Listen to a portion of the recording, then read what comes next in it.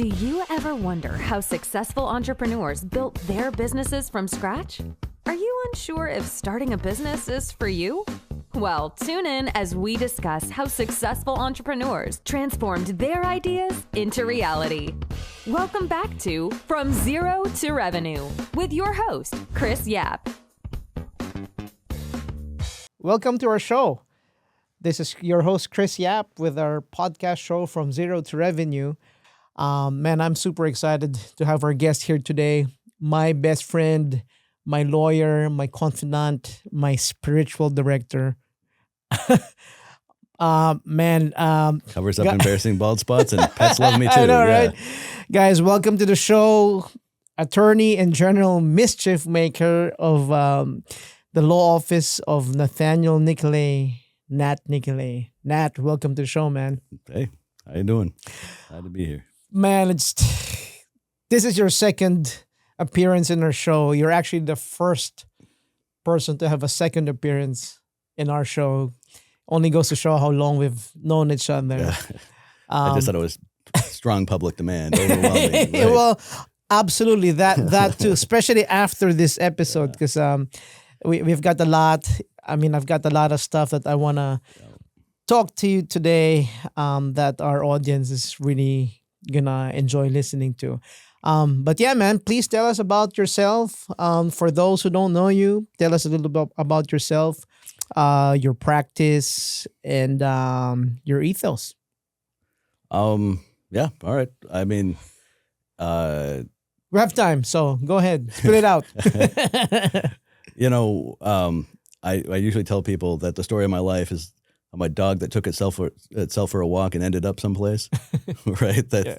I'm an unusual personality type for an attorney, that's for sure. It wasn't like my lifelong ambition; it just sort of ended up here. Mm-hmm. I often say God had a plan; I just didn't know what it was. Yep. So, grew up a poor kid in South Phoenix and blue collar family, bopping along. Mm. My parents are like strange hippie people and,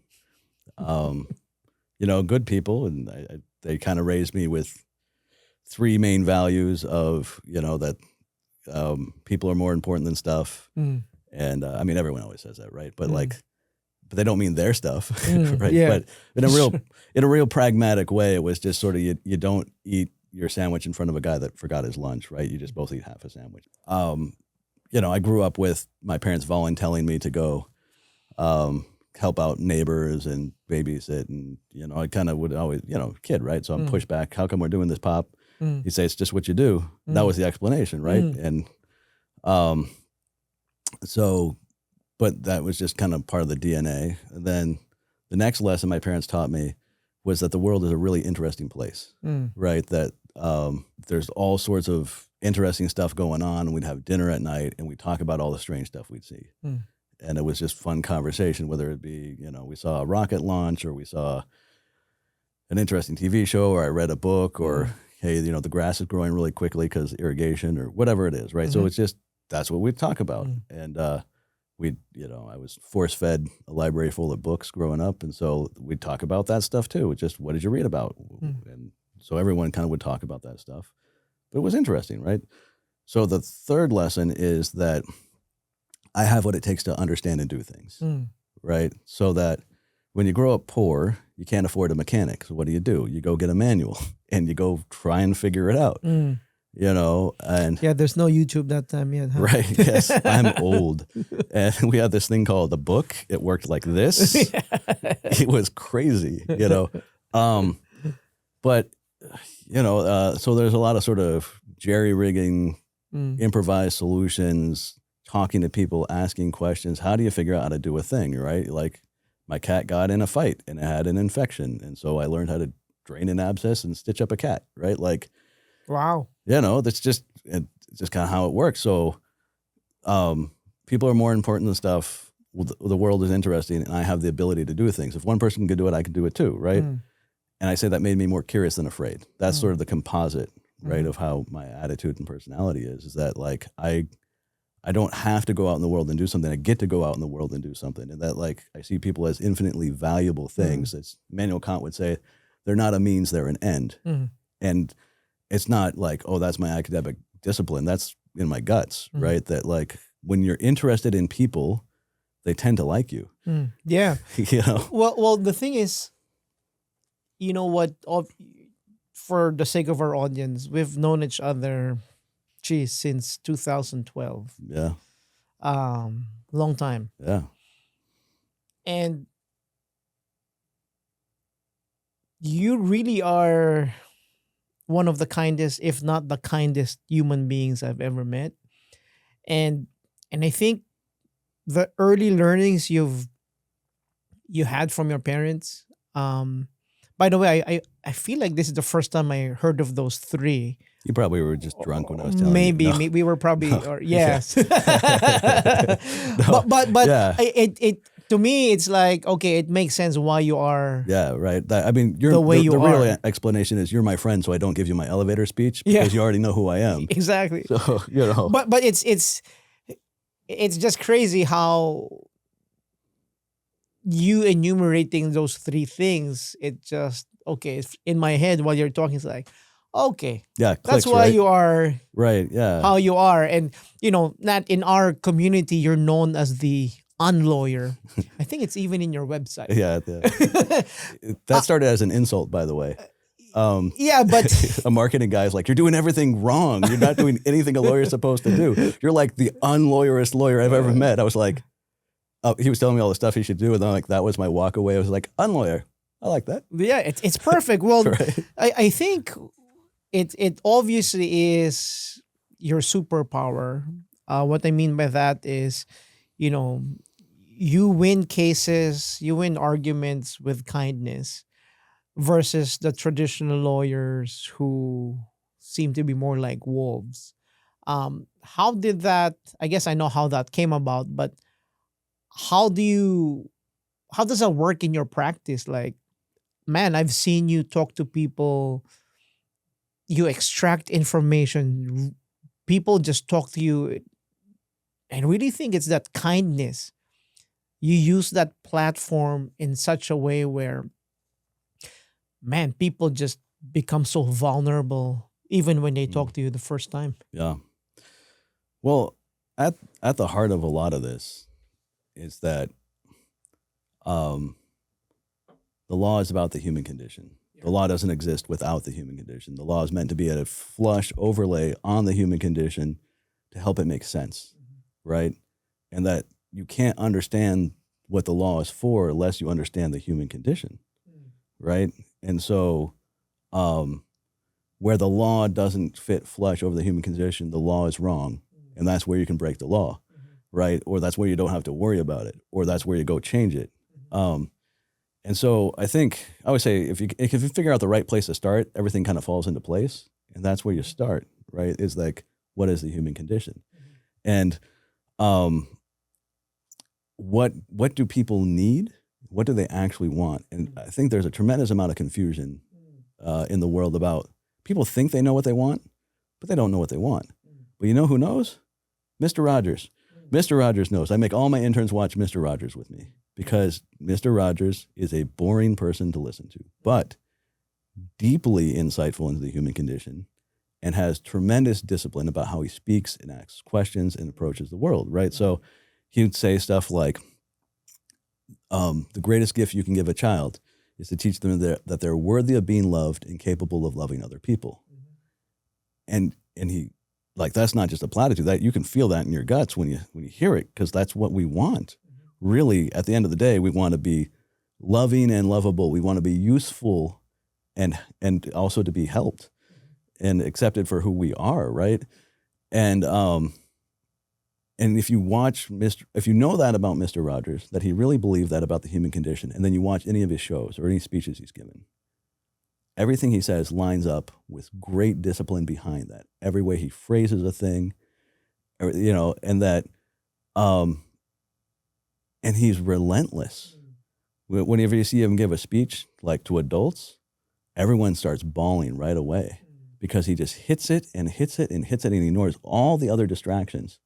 It makes people feel worthy of being loved, capable of loving other people. And so, I make my graduate students and interns and staff watch it with me, and then we talk about it, because I say, you don't need to be fancy. You just have to you have to know how humanity works. And when you understand that, you can address the human condition. So like, clients come into me usually because they nosedived their life. They've done embarrassing things. And, for an adult to go to a stranger in a profession known to be scummy and expensive, like, that's a guy that feels like they're out of options, right? That's desperation. Right. And so true. And they're ashamed, right? Yes. So,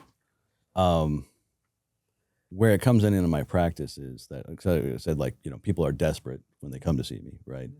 And they're embarrassed, they're ashamed, and they say they want legal advice, but I tell my students that they don't actually want legal advice. They want, I'm sorry that happened to you. You're not crazy for feeling the way you feel, and there's a way through it. They want sympathy.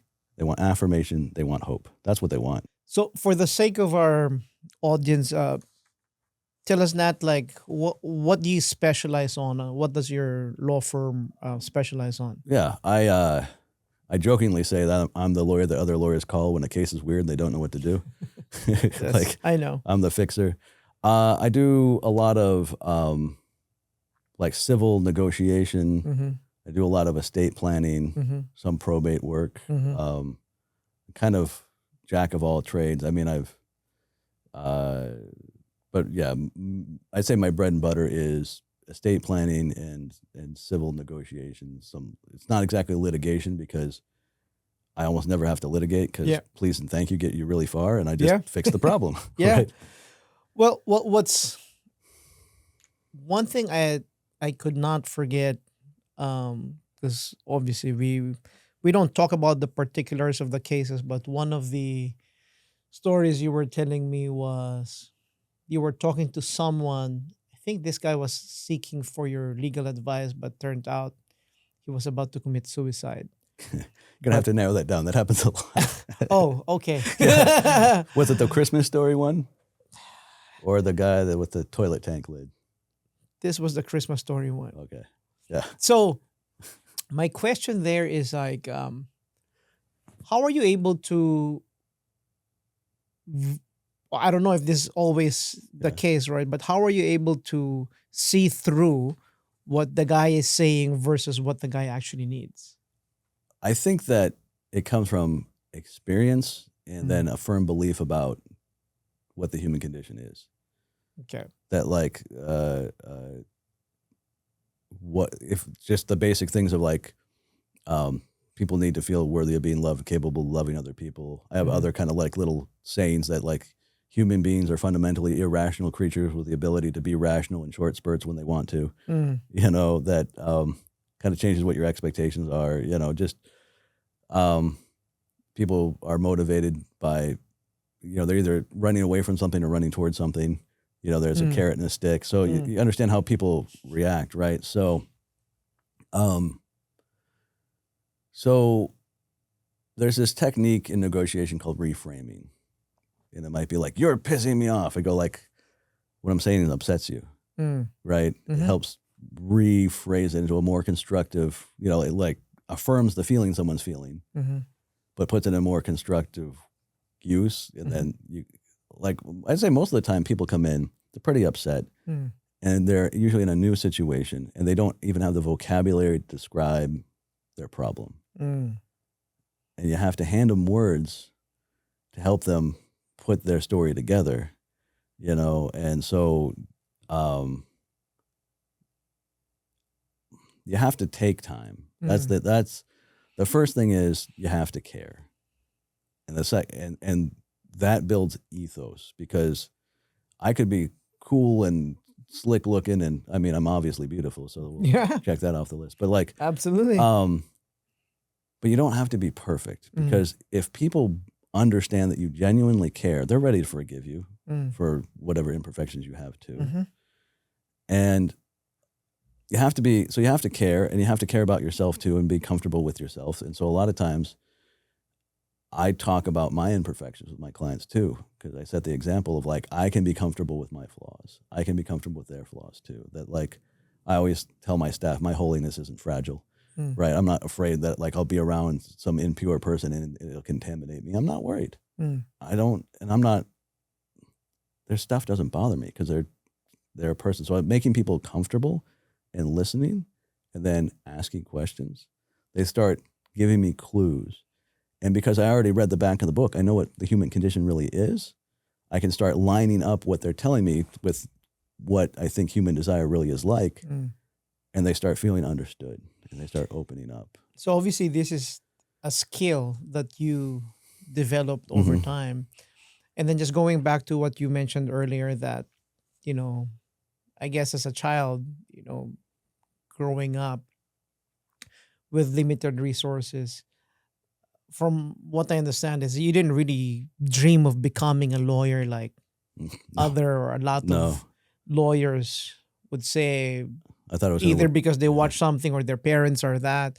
What prompted you to pursue law? Or what was the problem? What was the itch that you wanted to scratch that made you pursue this career? You know, it's little pieces that up to your life, right?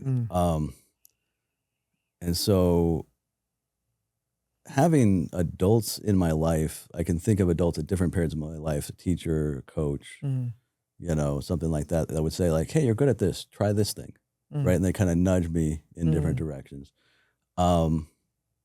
So probably like the crescendo guiding, hey, I go to law school now sort of conversation was went to Grand Canyon University. And I didn't declare a major because I didn't know what I wanted to do. I literally just started going through the course catalog, taking cases that were interesting, or classes that looked interesting. And just by happenstance, right, I would, because Arizona's super hot, you know, and it's August or September, I've an hour to kill between classes. So I go to a place with air conditioner, which with the faculty offices were right by the classrooms, right? And so I just wander the halls and talk with professors. Hey, what you doing? And they tell me about the project, whatever their pet project they're working on, you know. And I'm like, tell me everything. And they're teachers, they're professors. They like it talking about the thing they like. And I'd say, well, that class sounds cool. Can I take it next semester? And, you know, be like a graduate level or 400 level class. And I'm like a freshman. Say, have you taken the prerequisites? No, but will you let me in anyways? Like, and so they would, I right? remember this. And so, you know, I took a theoretical physics class, graduate level, when I was like a sophomore. You know, people were flying in from like Eastern Europe to take this class.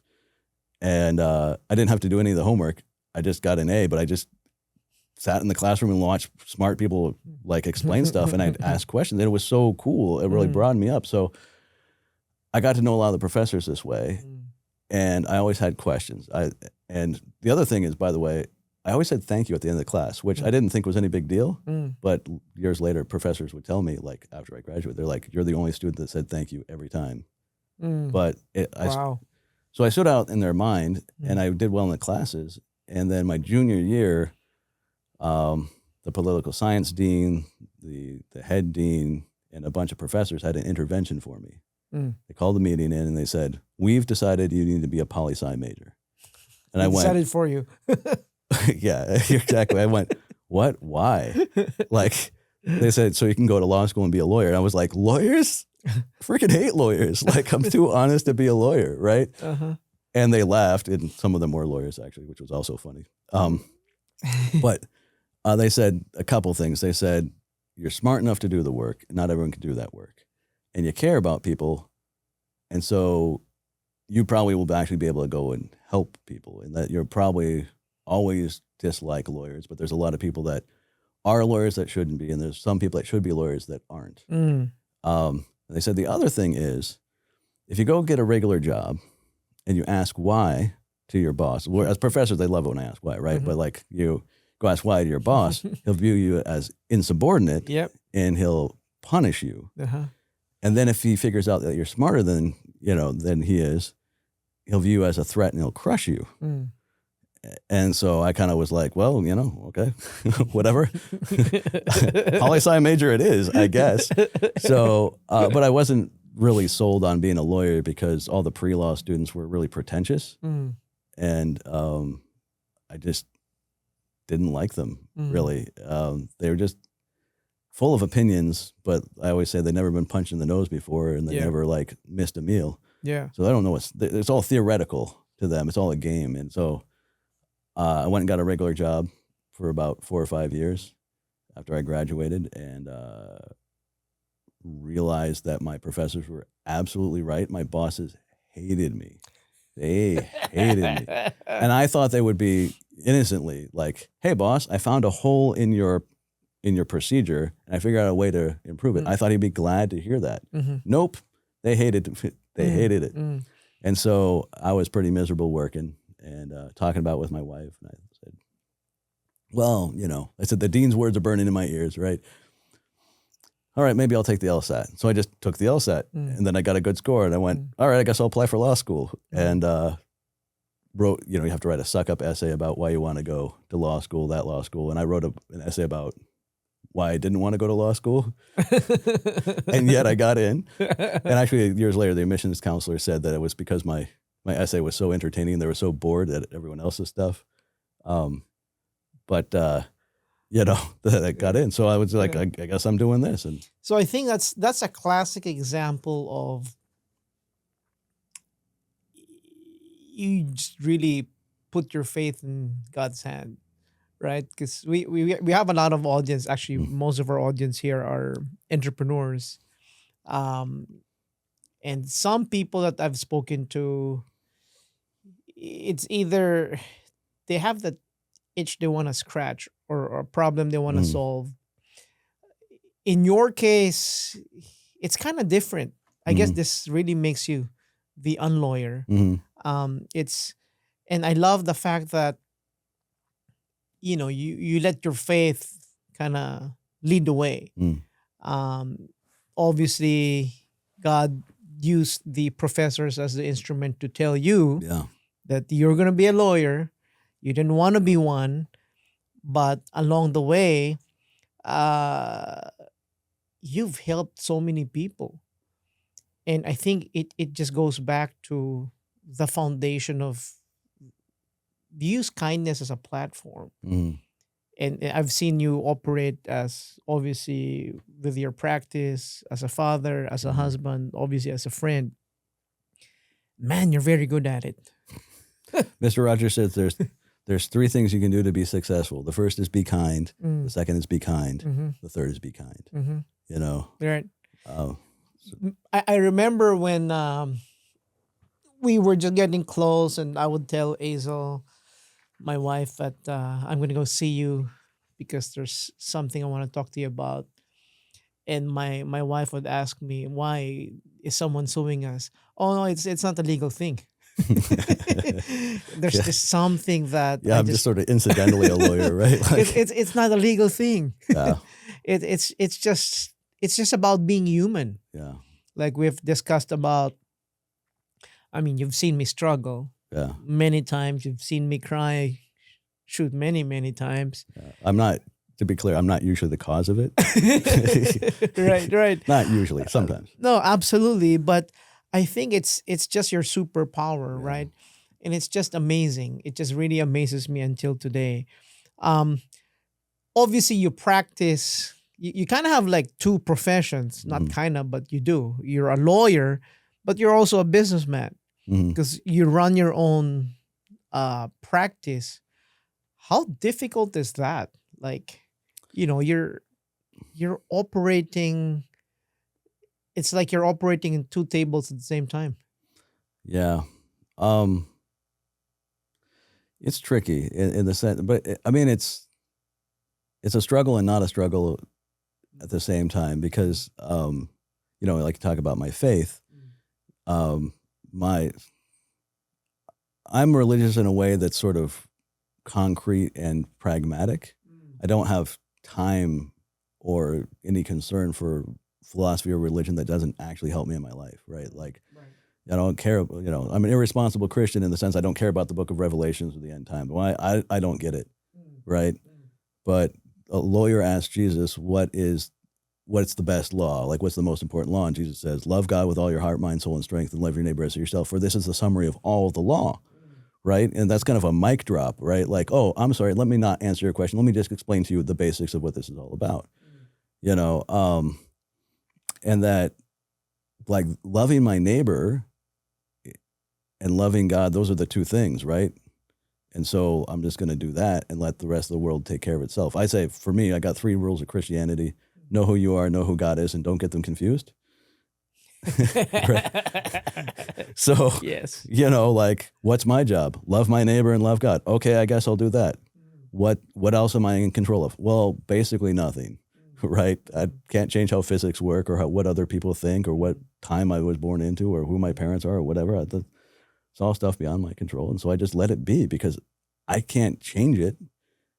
And like, if I try, I'm just going to wear myself out and fail and be frustrated. So I just kind of roll with it. And so my highly complex theological construct for divining God's will for my life is do the work in front of me. Just do the work in front of me and then do the next work and do the next work and the next work. And it leads me places. And that I say, luckily, I'm in a profession where I can be fairly like economically irresponsible and still make a living. But I'm way more concerned about helping the people in front of me that are hurting than I am about making a bunch of money. And I don't market. I don't do anything but exist, right? I don't network. I don't do anything that I'm supposed to do as a businessman. I let God take care of that. And but money comes in. And because what do I care about? I care about eye on the ball stuff, right? That like, I care about my clients. I care about the law. I care about doing a good job. And there's this wonderful proverb, probably misquoted, but it's a craftsman's good work puts him before the king. Okay. And that my work speaks for itself. I don't worry about like going to bar events or social networking or politicking with the right people or working in large firms or making a lot of money. I just worry about the work. And that has led me to a lot of interesting places. I've negotiated offshore oil leases with foreign countries. I remember that. I've argued in front of the state Supreme Court. I've and written for it. My writing has made its way into U.S. Supreme Court decisions. I've been consulted on things like national security and vandalism, and I've helped write laws. And it's just kind of, I call my wife sometimes like, guess where I am now? I don't know.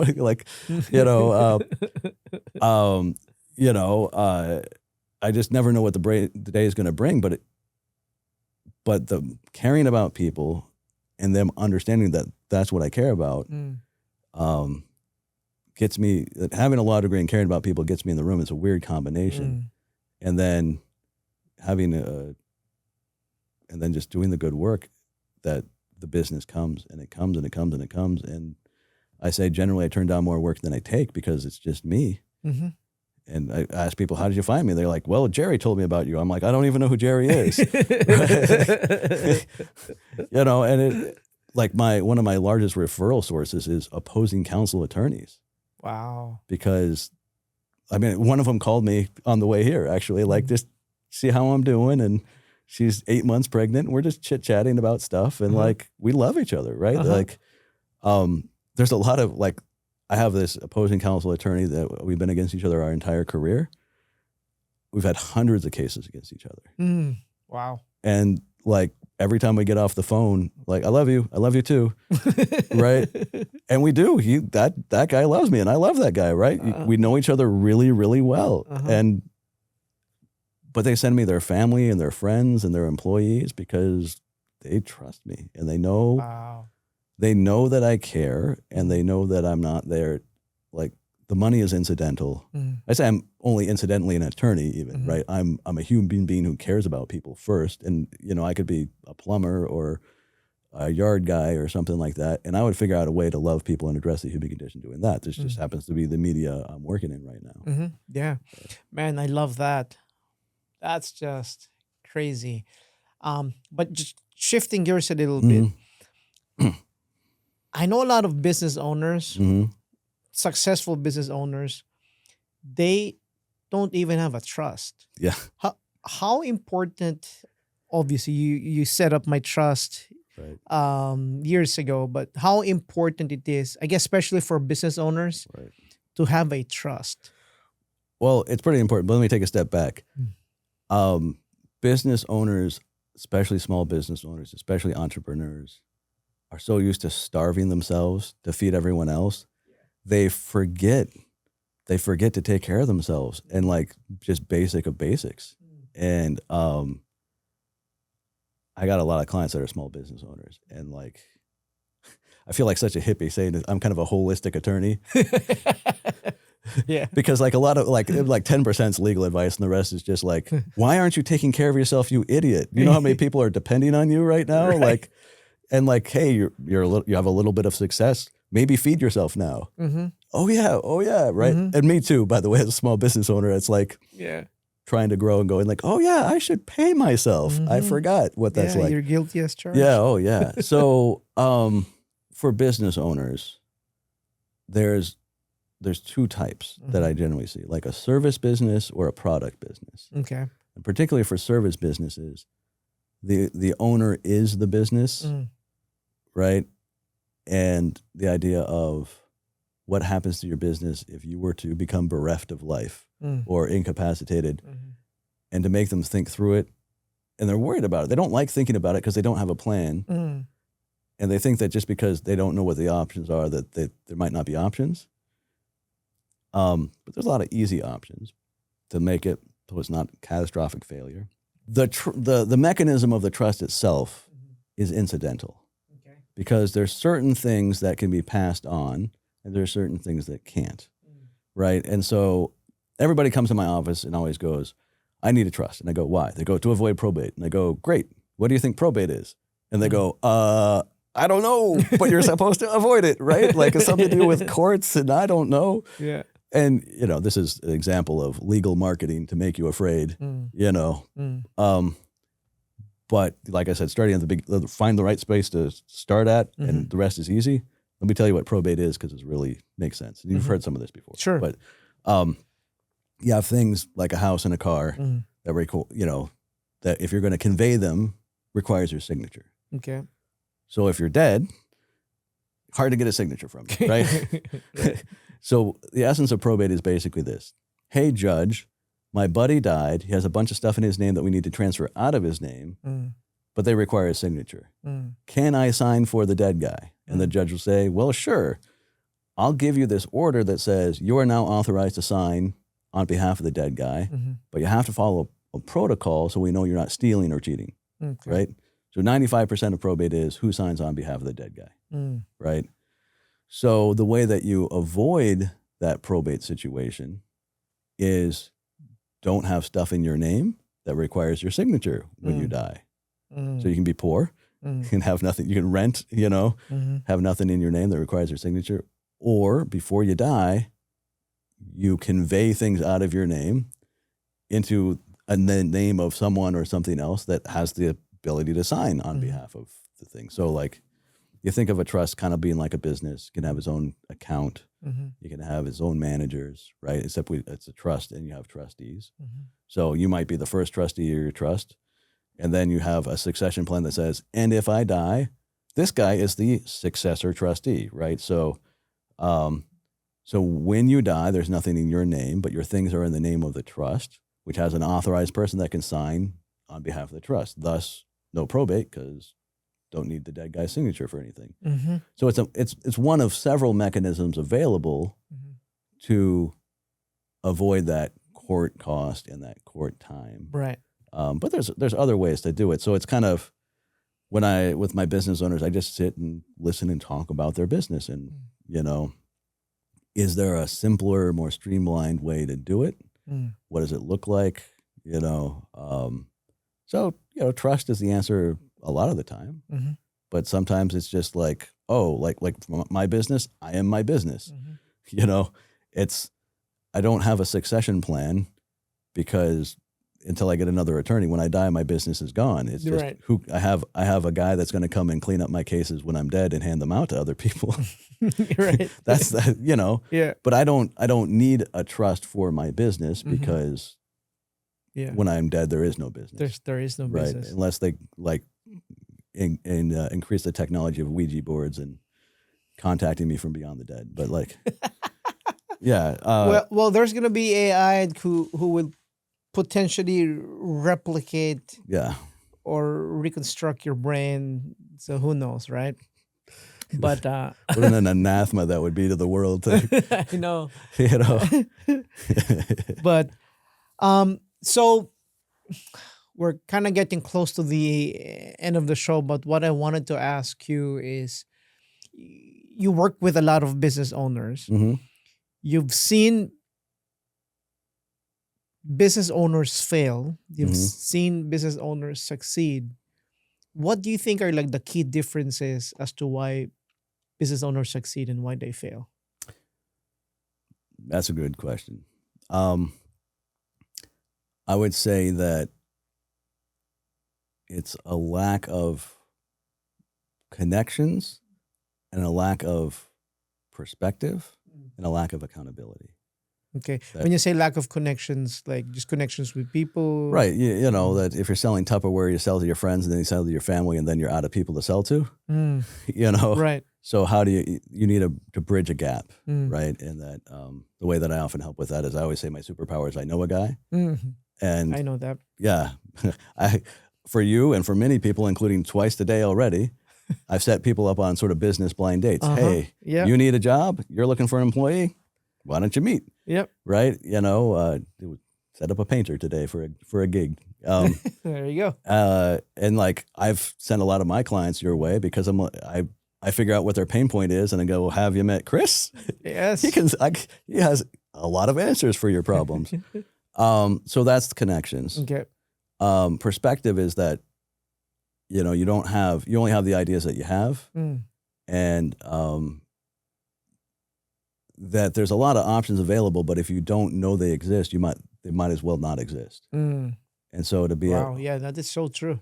And that, you know, there's all this technology that people don't know about, like AI is this whole thing, right?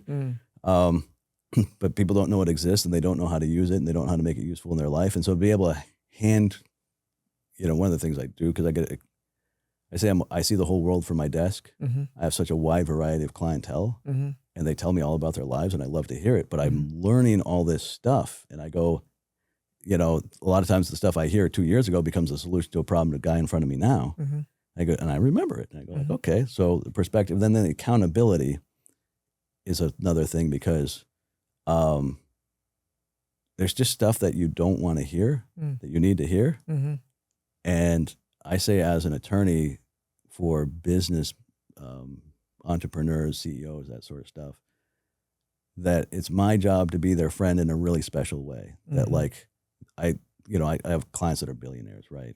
And they're very important and they're super smart. And I'm like, we got to have I always have the same talk. Like, do you understand you are paying me to be the one guy in your life that tells you the absolute truth, right? I'm not here to be a suck up. I'm not here to agree with you. My job is to have your back and to tell you the truth and just to help you out on that because like you're so important. Everyone's scared of you.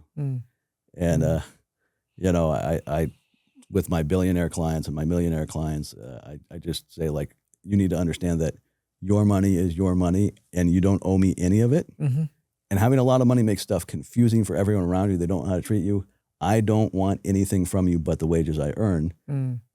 And like, I appreciate your generosity a lot of times, but like, my answer is no, because I want you to never doubt why I'm here. You know, and I had one guy, like, really rich Silicon Valley, you know, guy. And I'm like, look, you're just fun to be around and you're interesting. I would be friends with you even if you were as poor as me. Like, I don't care.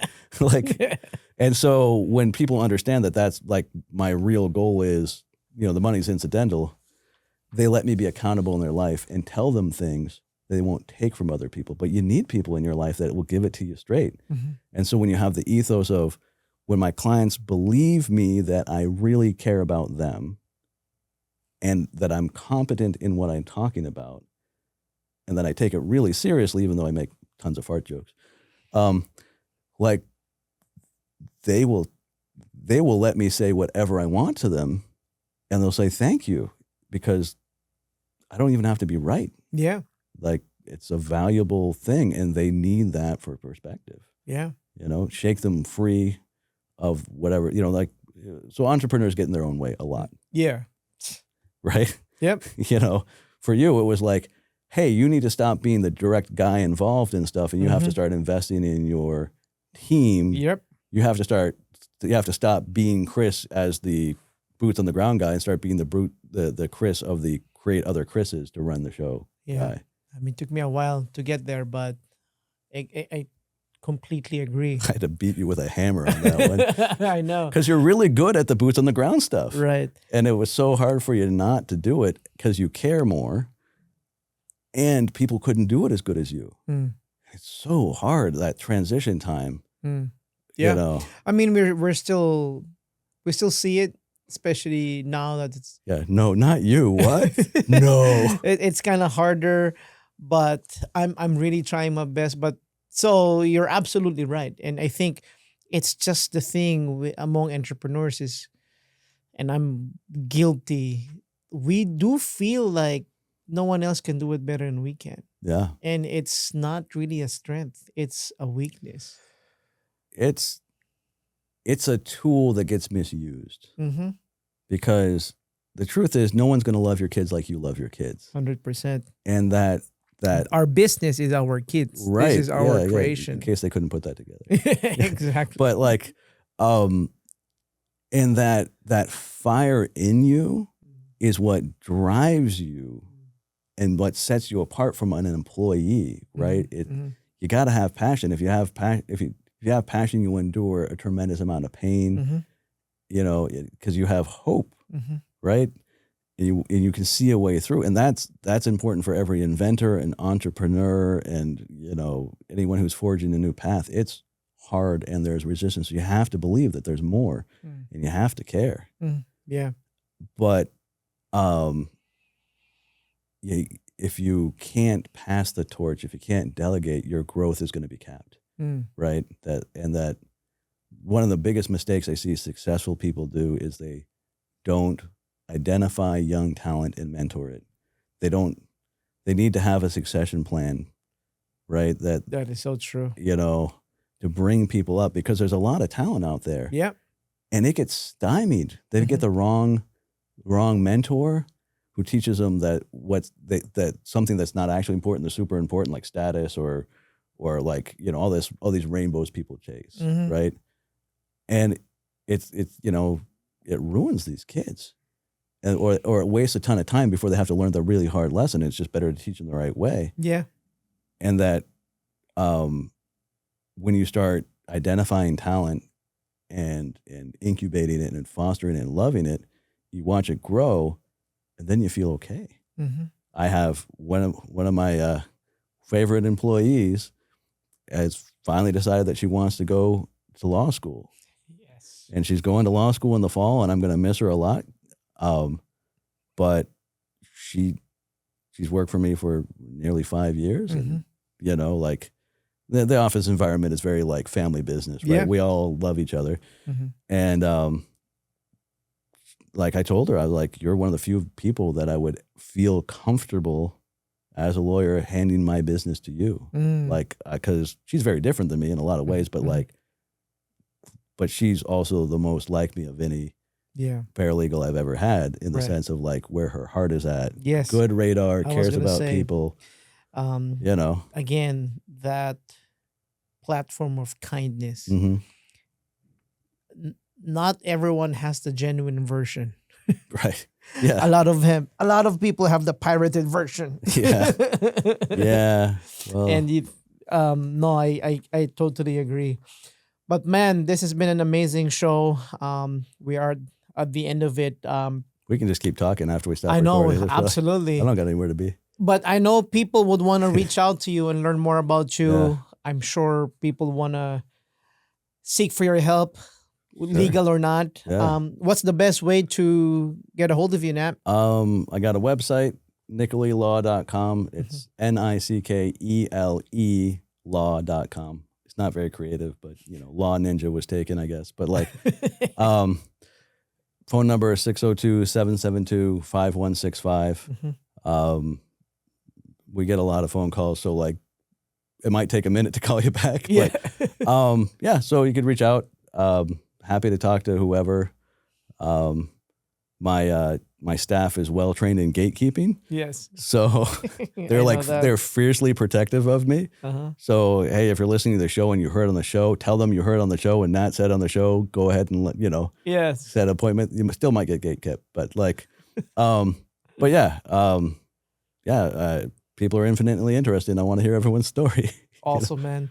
Well, Nat, true blessing to have you here today. Thanks, man. What an amazing episode we had today. Thank you so much. So guys, this is the end of our show. Again, this is your host, Chris Yap of the podcast show From Zero to Revenue. Till next time.